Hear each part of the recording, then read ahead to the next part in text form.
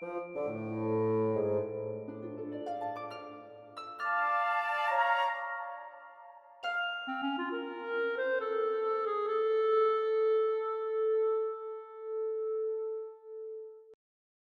the plan this week is to make a couple of hand embroidered bodices / stays kind of thing.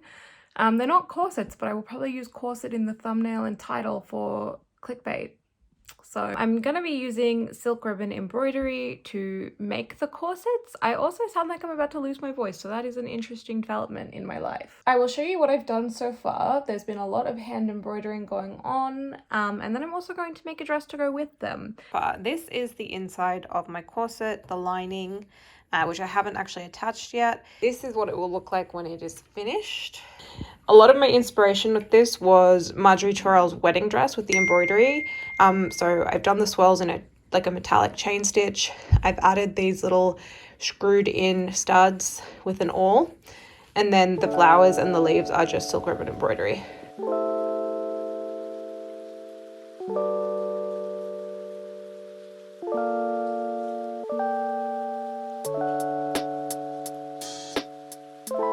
Let's talk about embroidery. So I am far from an embroidery expert.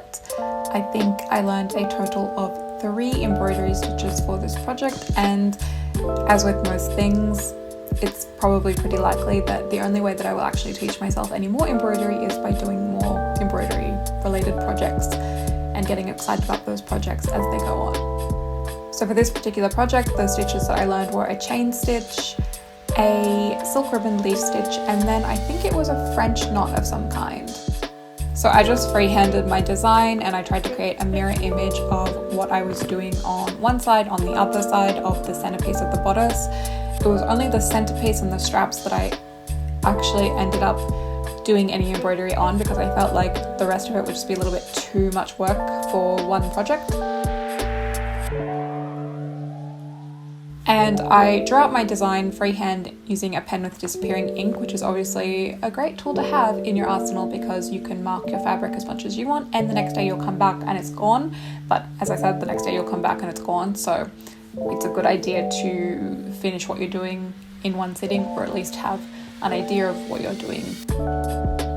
The way that I layered the embroidery was to start with the chain stitch with the dark metallic thread, then I went to the leaves, and then finally I put the roses on top. Unless I wanted some leaves to sit on top of the roses, then obviously I put the leaves on last. Can't figure out why I look like trash wound up today. I thought I would show you where I got up to in my bodice making efforts before I so productively decided to sink 6 hours of my life into playing the original Harry Potter PlayStation game on my PC. Was it worth it? I think it was worth it. Leaf, you are attacking me. This is where I'm up to with the bodice. The majority of it is done. It's been lined. I've turned it and I need to press it. I'm going to have to make a dress to go under this because I looked through my wardrobe and realized I don't have any dresses that would fit the cottagecore vibe that I'm after. So I've downloaded a PDF pattern and cut that out, and I'm gonna work on making that this evening. All that's really left for the bodice is I'm going to use the alcohol and Sharpie method to try and add some dimension to some of the flatter, brighter colours.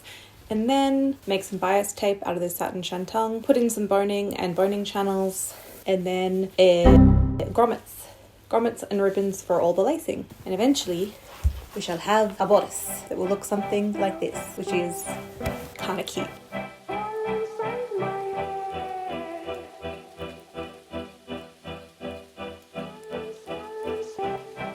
I used a pattern from Kiana Bonollo Designs Etsy store. She has a YouTube channel where she shows you how to make her dresses, so it's very, very handy if you're a noob like me and you don't know how to sew, but you like to pretend. The dress was super easy to make. This is the second pattern of hers that I have used. Super simple, super classic, clean lines, very, very nice. I lengthened it by about 3 inches because I personally just prefer wearing midi dresses. And then I added a ruffle on the end, and my ruffle was, I think, about 3 inches, I want to say. and I just did a really simple hem on that on the machine. The sleeves were made of white chiffon. The dress body and skirt was a white pont knit.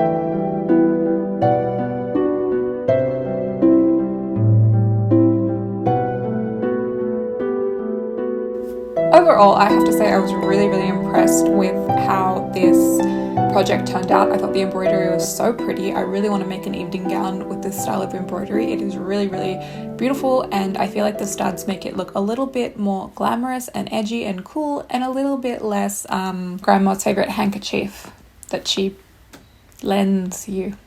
Unfortunately, the sizing on both the bodice and dress is a little bit off. I cut them both at the same size, but they are designs from different stores.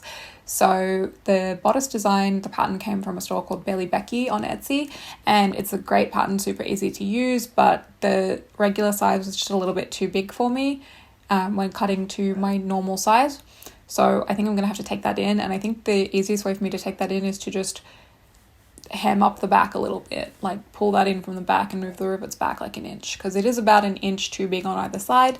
Same with the dress. The waist is super tight, but I think that's my fault because it took me a long time to work out how to insert an invisible zip. And the shoulders, I think I overestimated the width of my shoulders. Even though I know the measurement, I just sort of eyeballed it quite a bit, and I got a little bit of gapping in the back. That's okay. You live and you learn. So that is about it from me for this project. Today I have looked like this, and I will see you in the next video.